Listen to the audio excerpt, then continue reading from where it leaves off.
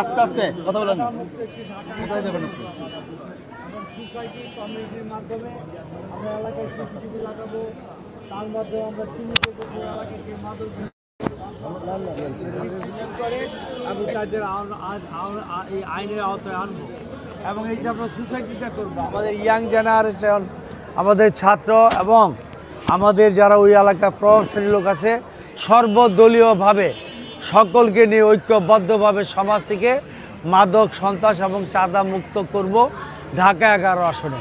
এবং এই মানুষ আমাদের এই কষ্টের উপর আস্থা রেখেছে এই কারণে যে আমরাও দেশনেত্রী বেগম খালেদা জিয়া, তারেক রহমান, বিএনপির সাথে 17 বছর শত মামলার পরও আমরা স্বৈরাচারের সাথে আপোষ করি নাই। সবসময় গত সংযোগে ইঞ্জিনিয়ারিং এর কথা বলেছেন।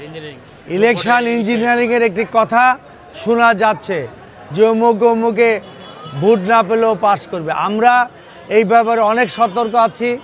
আমরা জনগণকে নিয়ে কোনো প্রকার স্বৈরাচারী শেখ হাসিনার আমলের ইলেকশনবিহীন নির্বাচন বা ইলেকশন ইঞ্জিনিয়ারিং বা ভোট দেওয়া এগুলি ব্যাপারে আমরা প্রতিরোধ গড়ে তুলব ইনশাআল্লাহ। এবং আমি বিশ্বাস করি যে জনগণ স্বতঃস্ফূর্তভাবে বহু বছর পর ভোটের অধিকার ফিরে পেয়েছে, ভোট দিতে যাবে, ওইখানে কোনো ষড়যন্ত্রই টিকে থাকবে না।